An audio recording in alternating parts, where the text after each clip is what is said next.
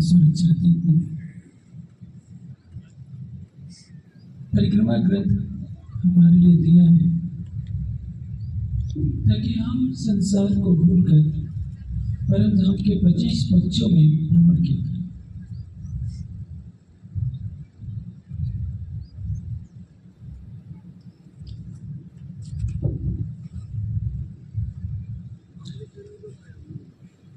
ब्रह्म सृष्टि लीजियो हारे सैया, ये है अपना जीवन।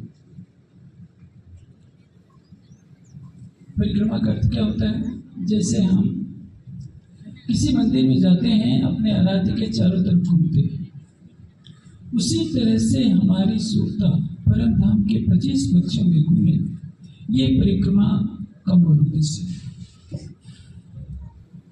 इसमें 25 पक्षों की शोभा दर्शाई गई है।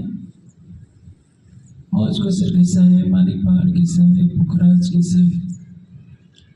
जिस परम धाम के बारे में भगवान श्री उमा से कहते, शंकर जी से कहते हैं, शंकर जी वेद व्यास जी से कहते हैं कि हे उमा, हे वेद व्यास, मैं करोड़ों कल्पों में जाऊं तो भी परम धाम के एक पत्ते का भी वर्णन करने की सामर्थ्य नहीं है। परम धाम तो दूर, स्वयं विष्णु भगवान कहते हैं कि देखो लक्ष्मी जी, मैं सारी शक्ति भी लगाऊं तो जिस लीला का मैं ध्यान करता हूं बेहद की, उस लीला को व्यक्त करने की सामर्थ्य मेरे पास ही नहीं है। मैं संकेतों में बता सकता हूं कि मैं कहाँ का ध्यान करता हूं। जो शब्द से परे है उसको शब्द में कैसे लाया जाए? संसार में जो भी ग्रंथ हैं 52 अक्षरों में लिखे जाते हैं। 36 व्यंजन है और 16 स्वर है, सब मिलाकर 52 अक्षर होते हैं। 52 अक्षरों में जो कुछ कहा जाता है वो वाणी का विषय होता है। और परमात्मा कैसा है? वाणी का विषय नहीं है, मन का विषय नहीं है, बुद्धि का विषय नहीं है। ऐसे परमात्मा के बारे में कैसे बताया जाए कि परमात्मा कैसा है? लेकिन इस परिक्रमा ग्रंथ के अंदर, सागर सिंगार ग्रंथ के अंदर राज्य ने हमारे लिए असंभव को भी संभव कर दिया है। लेकिन पहले कह दिया है, ब्रह्म सृष्टि लीजियो हारे सैया, ये है अपना जीवन। इसको ग्रहण कौन करेगा? परम धाम की ब्रह्म सृष्टि। चितवनी के मार्ग पर कौन चलेगी? परम धाम की ब्रह्म सृष्टि। संसार तो मोह सागर से पैदा हुआ है, प्राय वह कर्म कांडों का ही अनुसरण करेगा। लेकिन इसका एक विकल्प भी है, एक अपवाद भी है। हम सुंदर साथ में वाणी के लिए इतनी श्रद्धा नहीं है जितनी अतीत काल के ऋषि मुनियों और विद्वानों में रही है। आपको एक घटना सच्ची मैं सुनाता हूँ, हमारे लिए बहुत ही प्रेरणादायी है। कुमारिल भट्ट बौद्ध धर्म का उन्मूलन चाहते थे ताकि नास्तिकवाद समाप्त हो जाए। उन्होंने बौद्ध धर्म मत की शिक्षा प्राप्त करने के लिए नालंदा के विश्वविद्यालय में अध्ययन प्रारंभ किया। वहाँ के मुख्य आचार्य से बौद्ध मत के सारे दार्शनिक सिद्धांतों को समझा। और उस समय सारे देश में बौद्ध मत का ही बोलबाला था। कोई आत्मा परमात्मा को मानने वाला कोई इक्का दुक्का ही दिखता था। वेद शास्त्र की कोई मान्यता नहीं रह गई थी। इसलिए उन्होंने अपने ही गुरु के सामने शास्त्रार्थ का प्रस्ताव रखा। उस समय आजकल की तरह लड़ाइयाँ नहीं होती थी, झगड़े नहीं होते थे। दो विद्वान बैठकर आपस में वार्तालाप करते थे, जैसे मित्र मित्र के साथ वार्ता करता है। और जो उसका प्रतिफल है बता दिया जाता है था कि किसका कथन सत्य है। शास्त्र के अभिप्राय को जानने के लिए जो वार्ता की जाती है उसको शास्त्रार्थ कहते हैं। शास्त्रार्थ में लड़ाई झगड़े की कोई बात नहीं होती। लेकिन आजकल यदि शास्त्रार्थ हो तो बिना लड़ाई झगड़े के कोई शास्त्रार्थ होता नहीं, क्योंकि दोनों पक्षों में कोई भी पक्ष अपनी हार मानने के लिए तैयार नहीं होता।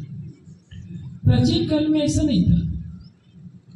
जैसे शंकराचार्य का शास्त्रार्थ हुआ मंडन मिश्र के साथ। निर्णायक किसको बनाया गया? मंडन मिश्र की पत्नी को। और मंडन मिश्र की पत्नी ने अपने पति के विरुद्ध ही निर्णय दे दिया कि मेरे पति हार गए और शंकराचार्य जीत गए। ऐसे न्याय करने वाले भी होते थे। आजकल तो पति के खिलाफ निर्णय देना तो दूर की बात है, कहीं दूर का भी रिश्ते में निकले चाहे ना निकले, अपने ग्रुप को देखकर कोई भी निर्णय बदल देगा क्या? ये सच है। आजकल जितने आप देखते हैं संगीत की बड़ी बड़ी प्रतियोगिताएं होती है, वो पहले से निश्चित रहता है कि किसको विजयी घोषित करना है, क्योंकि आज का न्यायाधीश ही कलंक लिए बैठा है। उस युग में सोचिए, मंडन मिश्र की पत्नी ने अपने पति के विरुद्ध निर्णय कर दिया, लेकिन कहा कि देखिए आचार्य, मेरे पति हार गए हैं तो क्या अभी मैं हूं? जब तक आप मुझको नहीं हराएंगे मेरे पति की हार नहीं मानी जाएगी, क्योंकि पति और पत्नी मिलकर एक पूर्ण व्यक्तित्व बनता है। इसलिए मुझे हराए बिना आप विजयी नहीं हो सकते। मेरे पति को तो आपने हरा दिया। इसके पहले जो कुमारिल भट्ट का शास्त्रार्थ होता है, नालंदा के सबसे बड़े आचार्य शास्त्रार्थ में हार जाते हैं। जो उनके शिष्य होते हैं, नालंदा के आचार्य के शिष्य, वो कहते हैं कि देखिए कुमारिल भट्ट, आपने जिस गुरु से सारी विद्या सीखी उसी को शास्त्रार्थ में हरा दिया, लेकिन इसके लिए एक प्रमाण और देना पड़ेगा। विषय क्या था कि परमात्मा है कि नहीं है, वेद और इस सृष्टि का कर्ता परमात्मा है कि नहीं, इसी विषय पर शास्त्रार्थ हो रहा था। शास्त्रार्थ में ग्रंथों के प्रमाण से तो साक्षी दे दी गई, कुमारिल भट्ट जीत जाते हैं, लेकिन क्रियात्मक रूप से साक्षी दीजिए कि वेद ईश्वरी ज्ञान है। परिणाम क्या होता है? कुमारिल भट्ट सारे तर्कों से तो समझा चुके थे कि वेद ईश्वरी ज्ञान है। उन्होंने कहा कि देखिए, मैं इस वेद को लेकर पहाड़ की चोटी से छलांग लगा जाता हूँ। यदि वेद ईश्वरी ज्ञान है तो वेद भगवान मेरी रक्षा करेंगे। और यह कहकर पहाड़ की चोटी से सच में छलांग लगा। आप लोग इस बात को सुनकर आप भी मत छलांग लगा देना, क्योंकि आपके निष्ठा में और कुमारिल भट्ट की निष्ठा में बहुत अंतर है। राज्य पर धर्म संकट खड़ा नहीं कर देना। जैसे कुछ वर्ष पहले 2000 में 2 सुंदर साथ महिला सुंदर साथ थे, वो शरद पूर्णिमा के दिन घूमर जी की जो कुआं है वो उसके अंदर ही छलांग लगा गई थी कि देखे राज्य बचाते हैं कि नहीं बचाते हैं। वो मेरे परिचय में थी। बाद में उन्होंने कहा कि कुएं में गिरने पर ऐसा लगा कि किसी ने रोक लिया है, उनको निकाल तो दिया गया, लेकिन भविष्य में ऊपर जाने के लिए प्रतिबंध भी लगा दिया गया। तो राज्य को बार बार प्रकृति के नियमों के विरुद्ध खड़ा करना हमारा कर्तव्य नहीं है। मैंने तो ये बताया कि कुमारिल भट्ट में कितनी श्रद्धा है अगाध वेद के लिए कि पहाड़ की चोटी से छलांग लगा। सिखों को देखिए अपने ग्रंथ साहब का कितना सम्मान करते हैं। मुसलमानों को देखिए उनकी कुरान पर अगाध निष्ठा है। वैसे तो कुरान की जो टीकाएं हैं इस समय किसी भी जिज्ञासु के मन को शांत नहीं कर सकती, और कितने जो बुद्धिजीवी मुस्लिम हैं वो इस्लाम छोड़ भी रहे हैं केवल कुरान पढ़कर, क्योंकि उसका जो अर्थ है वो तो संसार के लोगों के बस का था ही नहीं, वो तो इमाम मेहदी के द्वारा खोला जाना था। पुनः क्या होता है, बौद्धों के जो अन्य आचार्य कहते हैं कि देखो कुमारिल, तुमने सिद्ध कर दिया है प्रमाण से भी, लेकिन तुमने अपने गुरु को हराकर अपमान किया है, इसलिए इसका प्रायश्चित होगा कि सुलगती हुई भूसी में अपने शरीर का दाह कर दो, जला दो, तभी तुम्हें गुरु के अपमान का प्रायश्चित होगा। कुमारिल भट्ट कहते हैं कि चलो मैं ये भी कर लेता हूँ, और उन्होंने सुलगती हुई भूसी में अपने को दग्ध कर दिया। आप सोचिए, ऐसे ऐसे संसार में आचार्य हुए हैं जिन्होंने अपने प्राणों का भी मोह नहीं किया, केवल उस ज्ञान की रक्षा के लिए। आज हिंदू समाज, जैसे आज शिवरात्रि का दिन है, सारा संसार शिव की पूजा के नाम पर क्या करता है? शिवलिंग की पूजा करता है। इसकी कहानी शिव पुराण में है कि शिवलिंग की पूजा क्यों होती है, मैं मंच पर नहीं बता सकता, उसमें कोई शालीनता नहीं है, अश्लील ऐसी है कि मैं कह ही नहीं सकता। आप सोचिए, न शालिग्राम की पूजा का उल्लेख है, न शिवलिंग की पूजा का उल्लेख है। लेकिन हिंदू समाज किसकी पूजा कर रहा है? गीता में एक श्लोक आता है, जिज्ञासु अपि योगस्य शब्द ब्रह्म अति वर्तते। वेद को क्या कहा गया? शब्द ब्रह्म कहा गया, शब्दमय ब्रह्म। ब्रह्म शब्द अतीत है, लेकिन उसको शब्दों में ला दिया गया तो ब्रह्म को शब्दमय ब्रह्म कहा गया। जो दर्शन शास्त्र के विद्वान होते हैं वो कहते हैं कि परमात्मा को देखा नहीं जा सकता, उसको जाना जा सकता है। वे तो अपने तर्कों से कहते हैं। जिसको जाना जाता है, जाना किससे जाता है? बुद्धि से। तो बुद्धि की तो गति ही नहीं है।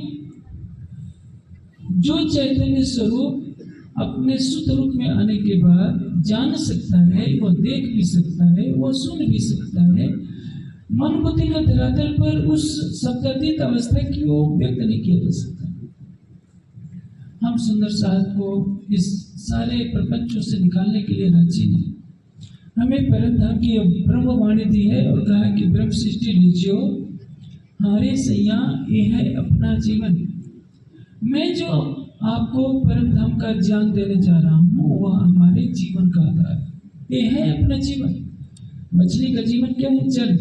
तो उसी तरह से ब्रह्मशिष्टियों के लिए जीवन का आधार क्या है? परम धाम की वाणी में जुड़ी परिक्रमा का ज्ञान है, सागर का ज्ञान है, श्रृंगार का ज्ञान है। इसी को तो आखिरी इलम कहा गया। ब्रह्मसृष्ट होते ब्रजरास में प्रेम हो तो लक्ष्मी सो लक्ष्य अव्वल को लय रुअल्ला पर मथा आखिर इलम पूरा। आखिर इलम क्या है? यही तो तारतम का तारतम है। खिलवत, परिक्रमा, सागर और श्रृंगार, ये चार किताबें क्या है? तारतम का तारतम। एक तारतम जो हमें पदार्थ से लेकर परम धाम तक की पहचान कराता है, अक्षर अतीत की पहचान कराता है।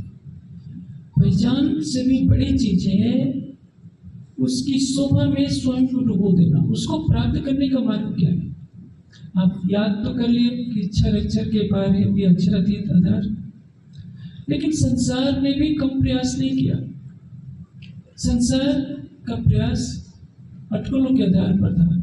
जैसे कोई व्यक्ति आंखों पर पट्टी बांध ले और कहीं से आवाज लगाई जाती है, उसको खोजता है। जैसे बच्चे खेल करते हैं, एक व्यक्ति की आंखों पर पट्टी बांध देते हैं और एक बच्चा ताली बजाता है। आवाज सुनकर वो खोजने का प्रयास करता है कि हाँ इधर वो ताली बज रही है। उसी तरह से जागृत बुद्धि का ज्ञान न होने से आज तक संसार अटकलों के सारे सच्चिदानंद परमात्मा को खोजने का प्रयास करता है। जैसे कह दिया प्रज्ञानम ब्रह्म, ब्रह्म ज्ञान स्वरूप है। ज्ञान स्वरूप है तो उसकी विशेषता क्या है? जैसे कोई व्यक्ति सत्य को नहीं मानता है तो क्या कहते हैं? वो तो अज्ञानी है। अज्ञानी होने का तात्पर्य क्या है? उसमें ज्ञान का प्रकाश नहीं है। परब्रह्म का कोई भी कार्य अज्ञानता मूलक नहीं होता, इसलिए उसको ज्ञान स्वरूप कहते हैं। वो दुखी नहीं होता, इसलिए उसको आनंद स्वरूप कहते हैं। उसका स्वरूप त्रिगुणात्मक जगत से परे है। आप सूरज को देखिए, चंद्रमा को देखिए, विद्युत को देखिए, नक्षत्रों को देखिए, इनमें जो प्रकाश है वो जड़ अग्नि तत्व का प्रकाश है। परमात्मा का प्रकाश चैतन्य स्वरूप है। लेकिन वो चेतन स्वरूप कैसा है आज तक इसकी व्याख्या नहीं हो सकी थी। इसको जानने के लिए क्या कहा है? परिक्रमा की पहली चौपाई इस बात से शुरू होती है कि अब कहूँ रे इसकी की बात, इस शब्दातीत साक्षात जो कदी आवे मिले शब्द तो 14 तबक को करे रथ। 14 तबक को करे रथ का अर्थ क्या होता है? जो कदी आवे मिले शब्द तो 14 तबक को करे रथ। जिसके हृदय में राज्य का प्रेम आ जाएगा उसके लिए 14 लोग होंगे ही नहीं, दिखाई नहीं देंगे। लेकिन आप सोचिए परिक्रमा ग्रंथ से पहले क्या लिखा है? श्री परिक्रमा ग्रंथ के बारे में क्या कहा है? इलाही दुल्हन अर्श अजीम की सुसुर हुई। श्री परिक्रमा ग्रंथ इलाही दुल्हन, अखंड दुल्हन कहा गया है। अर्श अजीम की अखंड दुल्हन के समान इसकी तुलना की गई है। अखंड दुल्हन कौन है परम धाम में? सखियां हैं, श्यामा जी हैं। लेकिन ये परिक्रमा ग्रंथ उन परम धाम के ब्रह्मात्माओं के लिए अवतरित हुआ है। सागर श्रृंगार किसके लिए आया है? परम धाम की आत्माओं के लिए।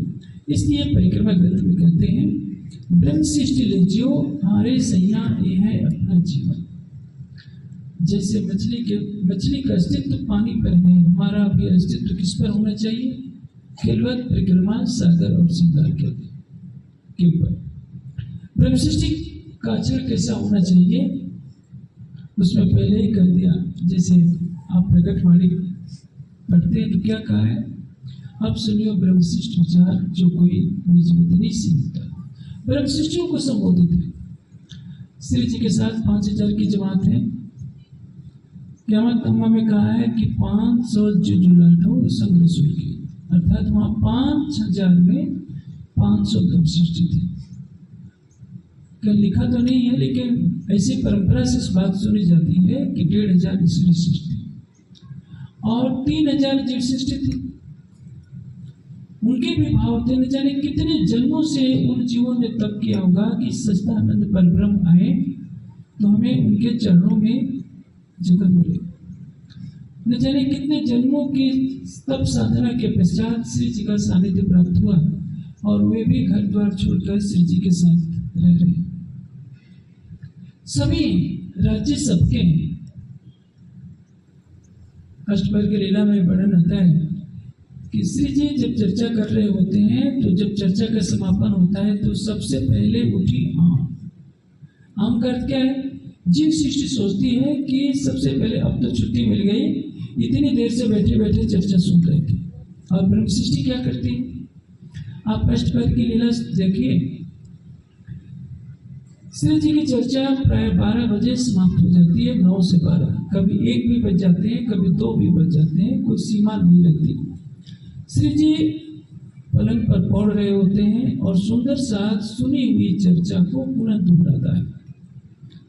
इसके बाद भी चर्चा को पुनः दोहराने के बाद ताकि हमेशा हमेशा के लिए हृदयंगम हो जाए। उस युग में आजकल की तरह रिकॉर्डिंग की कोई व्यवस्था नहीं थी। आजकल देखिए आपके पास कितनी सुविधा है। आज से 10 साल 15 वर्ष पहले जो चर्चा हुई थी, आज उस दृश्य को प्रत्यक्ष देख सकते हैं, सुन सकते हैं। उस जमाने में ऐसी कोई सुविधा थी नहीं।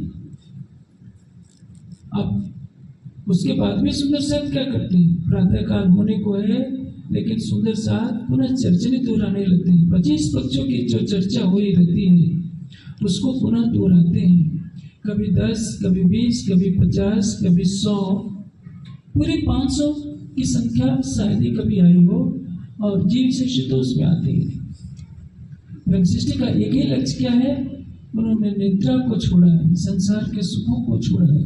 उनको क्या दिखता है? जब आप पौराणिक करते हैं सेवा पूजा में शरणार्थी के बाद तो क्या कहते हैं?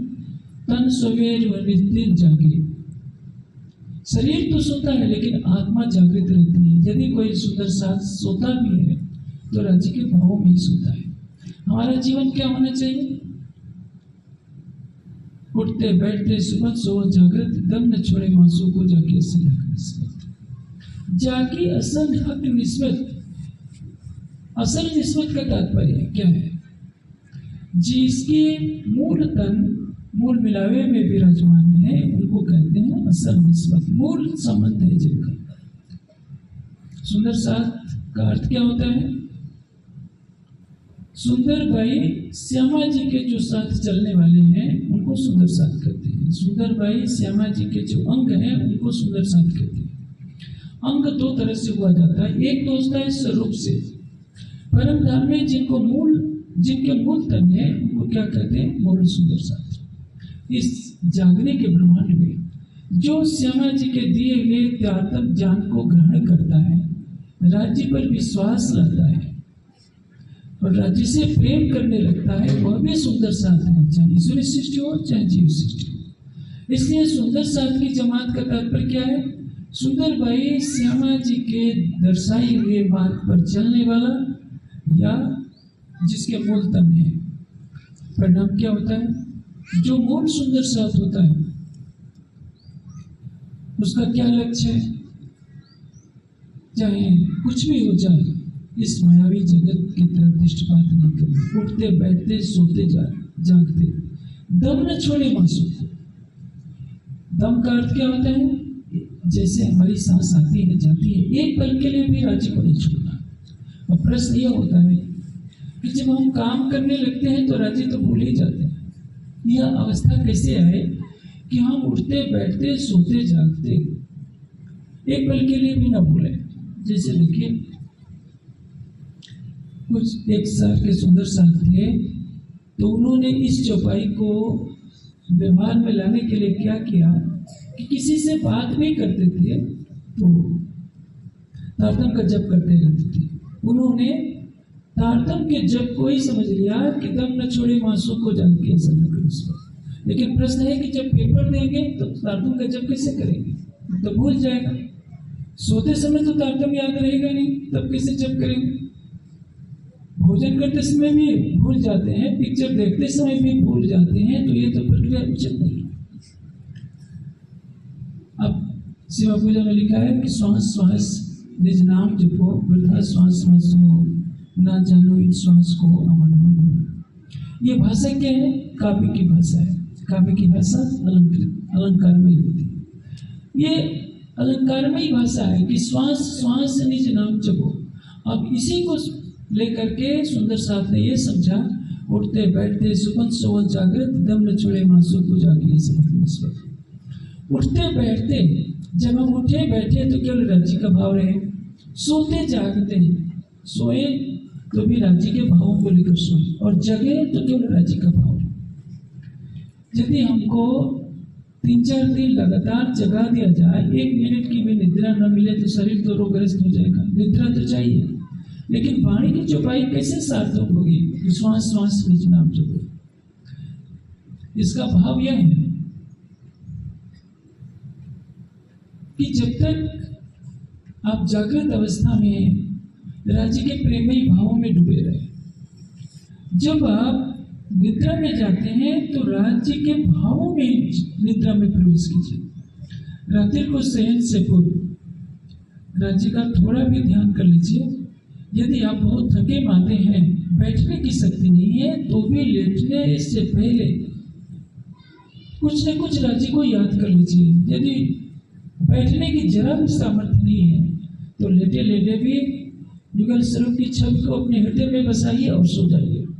सवेरे उठते हैं तो बिना किसी से बातचीत किए पहला कार्य कीजिए कि केवल राज्य की शोभा को बसाइए।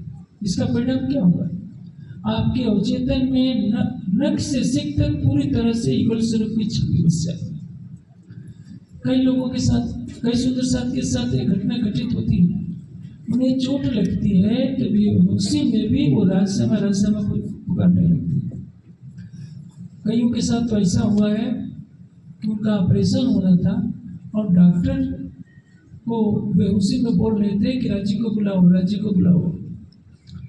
डॉक्टर ने कहा कि भाई ये किसी राज्य से मिलना चाहते हैं। घर वाले तो समझते थे कि कौन से राज्य से मिलना है, और वो बेहोशी में बोल रहे थे कि राज्य को बुलाओ, राज्य को बुलाओ। बुद्धि नहीं है, होश नहीं है, लेकिन हृदय से आवाज निकल रही है कि राज्य को बुलाओ। ये अवस्था कब होती है?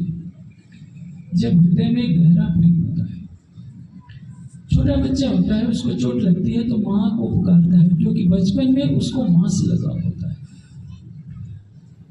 लेकिन यदि उसी बच्चे में राज्य का संस्कार भर दिया जाए तो वो केवल राज्य को ही पुकारेगा। सुंदर साथ में भी यही प्रवृत्ति अपनानी पड़ेगी। इसमें श्वास श्वास निज नाम जपो। नाम का अर्थ क्या है? निज नाम तो 6 चौपाइयों में, यहाँ जिसको निज नाम कहा गया, निज नाम। निज नाम का मतलब यहाँ तारतम की 6 चौपाइयां नहीं। निज नाम सोई जाहिर बाचा की सब तुम्हें राह दिखत। निज नाम सोई जाहिर हुआ जाके सब तुम्हें राह दिखत। मुक्त देसी ब्रह्मांड को आए ब्रह्मा तक से। कौन सा निज नाम जाहिर हुआ? निज नाम अक्षरातीत की नाम का अर्थ होता है महिमा, पहचान। जैसे आप जितने सुंदर साथ बैठे, मैं किसी को नाम लेकर पुकारूं तो तुरंत मेरे पास आ जाएगा। मैं पूछूं कि आप क्यों आए हो मेरे पास, तो क्या कहेगा, आपने मेरा नाम लेकर पुकारा। नाम का अर्थ है पहचान। पहचान में क्या छिपा है? अक्षरातीत की शोभा छिपी है। अक्षरातीत कहाँ है, कैसा है, ये छिपा हुआ है। अक्षरातीत की पहचान ही नाम है। नाम का अर्थ क्या होता है? जिसके संबोधन से, जिसके उच्चारण से उसकी पूर्ण पहचान हो जाए, उसको नाम कहते हैं।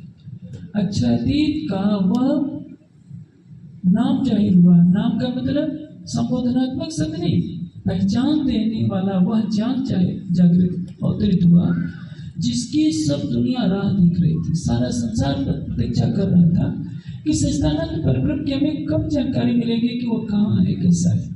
संसार में इसके पहले वेद की 1127 शाखाओं में बहुत कुछ पढ़ा, उपनिषदों को पढ़ा, दर्शनों को पढ़ा, लेकिन कोई भी उस सच्चिदानंद परब्रह्म के बारे में कह नहीं पाता था। अब परमधाम की वाणी अवतरित हुई और इसने सारा रहस्य खोल दिया। जैसे कि अभी मैं कह रहा हूं कि नीच नाम क्या है? 6 चौपाइयों का समूह तो हमारी पूजा पद्धति के लिए, लेकिन आप सोचते हैं कि श्वास श्वास निज नाम ही होता रहे, तो श्वास श्वास आपको अक्षरातीत को अपने हृदय में बसाना पड़ेगा।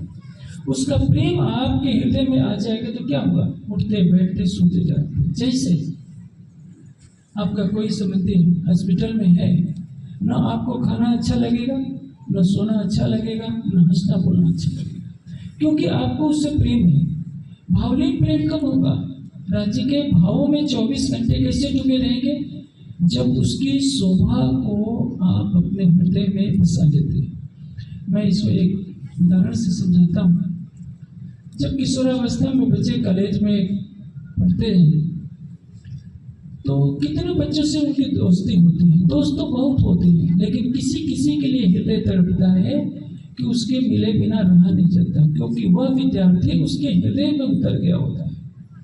मित्र सैकड़ों होते हैं, लेकिन हृदय में बसने वाले मित्र 1-2 ही होते हैं। बस ये कहानी है। आप नख से सीखते कि राज्य की शोभा को बसा लीजिए, तो उठते बैठते हमेशा राज्य का ही ध्यान आएगा, और यह कार्य होगा तारतम्य वाणी के प्रकाश से। आपके हृदय में तारतम्य वाणी की गूंज उठे। नख से सीखते कि राज्य श्यामा जी को शोभा को बसाएंगे, तभी यह अवस्था प्राप्त होगी कि सोते समय भी आपकी आंख खुलती है तो न पत्नी की याद आएगी, न पति की याद आएगी, न बच्चों की याद आएगी, केवल राज्य की याद आएगी। चलेंगे फिरेंगे तो आपके हृदय में, क्योंकि वो उसका स्वरूप बस गया है। इसलिए कहते हैं सखी मेरी जो है मूल वतन ब्रह्म सृष्टि लीजिए। पुनः संबोधन है पहली चौपाई के पहले चरण में कहा है ब्रह्म सृष्टि लीजिए, और उसके चौथे चरण में भी कह रहे हैं ब्रह्म सृष्टि लीजिए, क्योंकि ब्रह्म सृष्टियों के लिए परिक्रमा ग्रंथ आया है, ब्रह्म सृष्टियों के लिए सागर ग्रंथ आया है, और ब्रह्म सृष्टियों के लिए श्रृंगार ग्रंथ आया है। और इसको आत्मसात कौन करेगा? परम धाम की आत्माएं, क्योंकि उन्हीं के लिए कहा गया कि हमारे सैया ये है अपना जीवन। संसार के ग्रंथ क्या है? शास्त्र शब्द मात्र जो वाणी, आपको कलश वाणी शब्द आती है। शास्त्र शब्द मात्र जो वाणी, शास्त्रों में जो ज्ञान है वो क्या है? शब्द मात्र। शब्द मात्र कहने का अर्थ क्या है? एक तरह से हंसी उड़ाई गई। जैसे कबीर जी ने क्या कहा है, पोथी पढ़ पढ़ जग हुआ पंडित भया न कोई, 2.5 अक्षर प्रेम का बड़ी सुगंधित।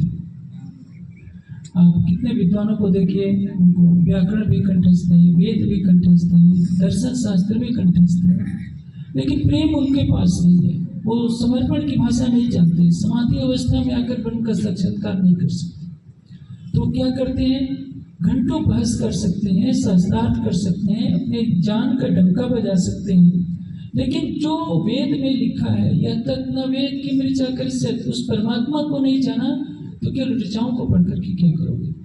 इसलिए महामती जी की आत्मा हम सुंदर साधक को शिखापन देते हुए कह रही है कि शास्त्र शब्द मात्र जो वाणी, ताको कलश वाणी शब्दातीत। शास्त्रों में जो वाणी है वो केवल शब्द मात्र है, और उसके ऊपर कलश के रूप में क्या है, ये शब्दातीत वाणी। तो आप कह सकते हैं कि वाणी भी तो शब्दों में है। शब्दातीत निधिलय शब्द में मृत्यु समन को अंधकार। शब्दातीत धाम की ये वाणी है जो शब्दों की परिधि में बांधी गई है, केवल हमारे और आपके को समझने के लिए। जैसे राज्य का जब श्रृंगार वर्णन होता है तो कहा जाता है, जिन जानो ये वर्णन करे आदमी का ये सबसे न्यारा सुभान जो अर्सजी में का। राज्य के एक एक अंग का वर्णन किया जाता है तो किसी को ऐसा नहीं समझना चाहिए कि किसी मानवीय तन का वर्णन हो रहा है। हमारे अंदर जो चैतन्य जीव है वो तो त्रिगुणातीत है, और वो किसका प्रतिभास है, नारायण की चेतना का प्रतिभास है। नारायण क्या है, अक्षर के मन का स्वाप्निक रूप है। जीव सृष्टि क्या है, जो नकल हमारे की नकल तिनका होत निहाल। नकल हमारे की नकल, महामती जी की आत्मा क्या कह रही है कि ब्रह्म सृष्टि की नकल क्या है, ईश्वरी सृष्टि, और ईश्वरी सृष्टि की नकल क्या है, प्रतिबिंब क्या है, जीव सृष्टि। प्रतिबिंब का प्रतिबिंब है, या सुंदर साथ के लिए सिखापन है कि आगो आसिक ऐसे कहे जो माया थे उत्पन्न, कोट बेर मासूक पर उड़ाए देवे अज्ञाता। आगो आसिक ऐसे कहे जो माया थे उत्पन्न, जो माया में उत्पन्न होने वाले प्रेमी होते हैं, एक दो बार में करोड़ों बार अपने मासूक पर अपना तन छोड़ देते हैं। आप देखें पानी में शशि और पोनू का किस्सा दिया हुआ है। शशि और पोनू की प्रेम कहानी हमको चुनौती दे रही है। शशि एक लड़के में जिसका प्रेम चल रहा है पोनू से, वो रावी नदी को पार कर अपने प्रेमी से मिलने जाती है। उसकी भाभी को द्वेष हो जाता है। वो क्या करती थी कि घड़े पर बैठकर रावी नदी पार करती थी, अपने प्रेमी से मिलकर आती थी। उसने क्या किया कि एक दिन कच्चा घड़ा रख दिया, और जैसे ही वो शशि उस पर बैठती है, पानी में कच्चा घड़ा डूब जाता है, गल जाता है, क्योंकि रावी में भयंकर बाढ़ आई होती थी। पूर्व देखता है कि शशि डूब रही है, उसको बचाने के लिए छलांग लगा देता है, लेकिन रावी की बहती तेज धारा में स्वयं डूब जाता है। शशि तो बच जाती है, लेकिन पुनः डूब जाता है। अब शशि पागल होकर रावी नदी के तट पर भागी फिर रही है, कहती है कि कोई झूठे भी सूचना दे दे कि देखो शशि, तेरा पुनः आया है, तो मैं करोड़ों बार अपनी गर्दन काट करती हूँ। ये बताइए, दुनिया के झूठे जीव हैं, इतना लगाव रखते हैं, और हमें जगाने के लिए कौन आया है, स्वयं अक्षरातीत अपने हृदय का खजाना ताटवाणी के रूप में देकर हमसे यही चाह रहे हैं कि हम परम धाम की राह पर चलें। इसलिए वाणी की गरिमा क्या है, वे बता रहे हैं कि शास्त्र शब्द मात्र जो वाणी ताको कलश वाणी शब्दातीत। मंदिर के शिखर पर कलश का क्या महत्व है, ये आप जानते हो। कोई सुंदर मंदिर बनाया गया हो सोने की ईंटों से, और कलश ऐसे ही ठूठ सा दिखता रहे तो कितना भद्दा लगता है। जैसे राजा के सिर पर मुकुट की शोभा होती है, कोई चक्रवर्ती राजा आ जाए, उस पर हीरे मोतियों का जड़ा हुआ मुकुट हो तो सबकी नजर किस पर पड़ती है, मुकुट पर। जैसे राजा के सिर पर मुकुट की शोभा होती है, वैसे मंदिर के ऊपर कलश की शोभा होती है। इसलिए कलश को सुसज्जित किया जाता है। दुनिया का जो भी ग्रंथ है, ग्रंथों का ज्ञान है, उसके ऊपर कलश के रूप में ये शब्दातीत वाणी है। शब्दातीत के पार तीन पार ज्योति का था तेज रे। हमारा ज्ञान कहाँ का है, शब्दातीत बेहद से परे अक्षर है, और अक्षर से परे अक्षरातीत के परम धाम का यह ज्ञान है। वाणी कहती है कि ताको कलश वाणी शब्दातीत, यह कलश की वाणी, यह कलश के रूप में शब्दातीत परम धाम की वाणी है। ताको भी कलश वो अखंड को, और कलश का कलश क्या है, एक कलश है परम धाम के ज्ञान स्वरूप तारतम्य वाणी की। और उसका भी कलश क्या है?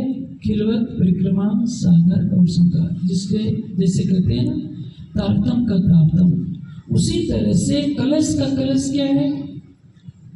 14 ग्रंथों में जो खिलवत परिक्रमा और सागर श्रृंगार की वाणी है, ये कलश का कलश है। ताको भी कलश हो अखंड को, तापर संपूर्ण वाणी कलश के रूप में संसार के ग्रंथों के ऊपर शोभायमान है। और उन ग्रंथों में भी खिलवत परिक्रमा सागर श्रृंगार की वाणी उस कलश रूप मुकुट के समान सुशोभित है।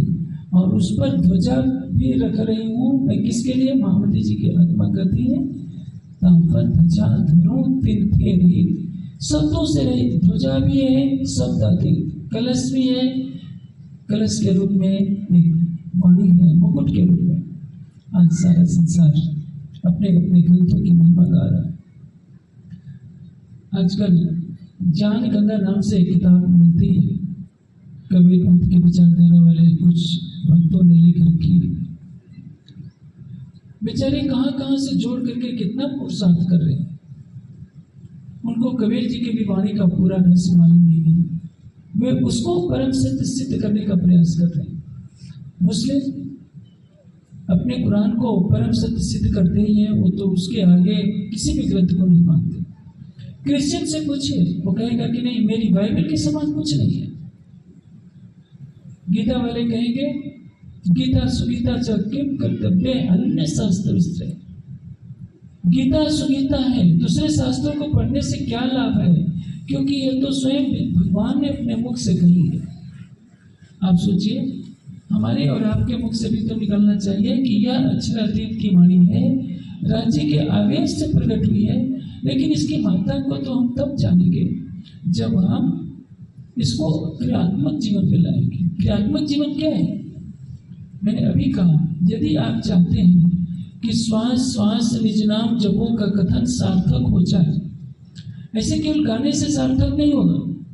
आप तारतम्य का पाठ करेंगे, कितनी देर तक पाठ करेंगे? कभी न कभी थक जाएंगे। लेकिन यदि आप चितवनी करते हैं तो श्वास श्वास निज नाम जपों का भी कथन सार्थक हो जाएगा। और दम न छोड़े मासूम को जाके असल हक निस्बत, ये भी कथन पूरा हो जाएगा। क्योंकि जिसके हृदय में बस जाता है तो परिणाम क्या होता है? जो हृदय में बसता है वही तो जुबान पर आता है। जैसे एक व्यापारी है, सवेरे से लेकर शाम तक व्यापार करता है, लेन देन का धंधा करता है, सोता भी है तो किसी से लेना होगा, किसी को देना होगा, तो सपने में भी वही बात सोचेगा, सपने में भी वही बोलेगा, क्योंकि उसके रोम रोम में केवल धन का व्यापार है। आपके हृदय मंदिर में जिस क्षण राज्य की शोभा बस जाएगी, शोभा तभी बसा पाएंगे जब आप प्रत्येक राज्य के ध्यान का अभ्यास करेंगे। देखिए, जब किसी व्यक्ति को पहली बार शराब पीने के लिए कहा जाता है तो उसको कितना बुरा लगता है, उल्टी हो जाती है, कड़वी लगती है। लेकिन जब अभ्यास हो जाता है तो बोतल की बोतल उड़ा लेता है। एक बोतल से उसको संतुष्टि नहीं होती। कोई भी कार्य कितना कठिन हो, लेकिन जब अभ्यास करने लगते हैं तो बहुत सरल सा प्रतीत होता है। आजकल लड़कियां हवाई जहाज उड़ा रही हैं, हवाई जहाज तो फाइटर प्लेन उड़ा रही है। पहले गांवों में क्या होता था, कोई लड़की साइकिल पर चढ़ती थी तो सब लोग हंसी उड़ाते थे, देखो लड़की होकर के साइकिल चला रही है। उस समय के लोगों ने कभी नहीं सोचा होगा कि ऐसा भी समय आएगा कि लड़कियां फाइटर प्लेन उड़ाएंगी। क्योंकि लड़कियों के बारे में सोचा जाता था कि उनका शरीर कोमल होता है, उनका दिल कमजोर होता है, वो साइकिल चलाने जैसा कठिन काम नहीं कर सकती। आप सोचिए, फाइटर प्लेन उड़ाना कितना कठिन होता है।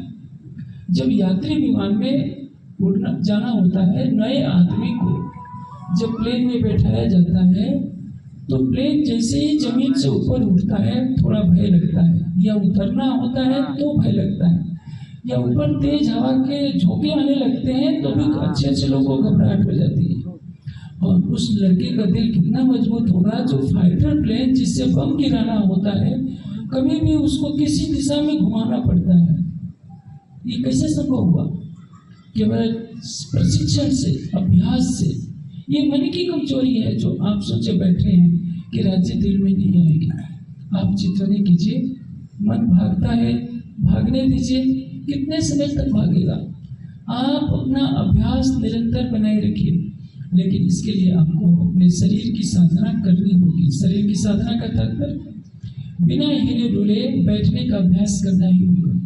1 घंटे करते हैं, आधे घंटे करते हैं, 2 घंटे करते हैं, जितनी देर करते हैं 1 सेंटीमीटर भी शरीर को हिलाइए डुलाइए नहीं। अचल होकर के बैठिए, स्थिर सुखम आश्रम, सुखपूर्वक बिना हिले डुले। अचलत्वम, अचल किसको कहते हैं? जो चलता फिरता नहीं है, पर्वत को अचल कहते हैं। अचलत्वम सापेक्ष, पर्वत की तरह तो नहीं बन जाइए, लेकिन पर्वत जैसे बनने का प्रयास कीजिए। आप पर्वत तो बिल्कुल जड़ पदार्थ है, आप चेतन प्राणी हैं। कहने का तात्पर्य है कि शरीर को हिलाइए डुलाइए नहीं। अब शरीर स्थिर हो गया, मन को स्थिर करने के लिए बुद्धि को सात्विक बनाना पड़ेगा, और इसके लिए आवश्यक है कि आप सब सुंदर सात्विक आहार कीजिए। मैं हमेशा से कहता हूँ, जब तक आपके आहार में सात्विकता नहीं होगी, मन चंचल बना रहेगा। तीखी लाल मिर्चें और बहुत अधिक चाय काफियों का प्रयोग आपके मन को चंचल बनाता रहेगा, और चंचल मन से रजोगुण की प्रवृत्ति पैदा होगी, और रजोगुण की प्रवृत्ति पैदा हो जाने के बाद कोई ध्यान चित्त नहीं मिल सकता। आप तन और मन की साधना करने लगेंगे तो राज्य का स्वरूप हृदय में आपको स्वतः ही बसने लगेगा, और उसका परिणाम क्या होगा? आपके हृदय में जैसे जैसे सुबह बसती जाएगी, आप भी भावलीनता में डूबते जाएंगे। जैसे जैसे भावलीनता बढ़ती जाएगी, आपको संसार की कोई भी बात अच्छी नहीं लगेगी। उठते बैठते सोते जागते आप बात करेंगे केवल राज्य की। बैठे बातें करें बकार बैठे, धुनी बातें करें धुनी की आखिर दिन। और देखिए, जो शहरों में जो लोग रिटायरमेंट हो जाते हैं, 70 साल के बूढ़े बुढ़ापा आ जाता है, लेकिन वो कभी परमात्मा की बातें नहीं करेंगे। पार्क में बैठेंगे तो राजनीति की बातें, इधर उधर की बातें, क्योंकि उनके अंदर भाव प्रेम है ही नहीं। गाँव के जो लोग होते हैं, इधर का तो मैं नहीं जानता, उत्तर भारत में गाँव के लोग चौपाल पर बैठकर ताश खेलना शुरू कर देते हैं, या पूरे गाँव की बुराई करना शुरू कर देते हैं। मैंने आश्रम में भी देखा है, रतनपुरी आश्रम में जब रहता था, गांव के लोग सवेरे की आरती में आते थे, सुंदर सा, कितनी भी ठंड हो प्रातः काल आ जाते थे। जैसे ही सेवा पूजा शुरू हुई, पूरे गांव की पंचायत हुई शुरू हो जाती। अरे भाई, अभी तो तुम सतगुरु ब्रह्मानंद है गा रहे थे, पूरा सब कुछ कराया, झीलना कराया, राज्य का श्रृंगार कराया, भोग कराया, थोड़ी देर के लिए शांत हो जाओ। लेकिन नहीं, उनकी बहिर्मुखी पूजा जैसे ही समाप्त होती थी, जोर जोर से आवाजें आने लगती थी, सारे संसार की बातें। लेकिन जो राज्य को दिल में बसा लेगा, वो उठते बैठते सोते जागते कि राज्य को ही याद करेगा, और उसके हृदय में प्रेम की ऐसी मस्ती चढ़ी रहेगी जो शराबी के नशा तो कुछ घंटों के बाद उतर जाता है, राज्य के प्रेम का नशा कभी भी उतरता नहीं है। इसलिए ये धाम का वर्णन, जिसका मंगलाचरण हमें संकेत दे रहा है कि परम धाम की ब्रह्मात्माओं, तुम्हारे लिए ये वाणी आई है, और ये शब्दातीत के पार है। संसार के सभी ग्रंथों से परे की ये वाणी है, और उसमें भी किलवत परिक्रमा सागर श्रृंगार कलश का कलश है, जो हमें सबको अपने हृदय में बसाना होगा। तभी हमारी आत्मा जागृत हो पाएगी और इस ब्रह्मांड में हरि का सुख लेगा।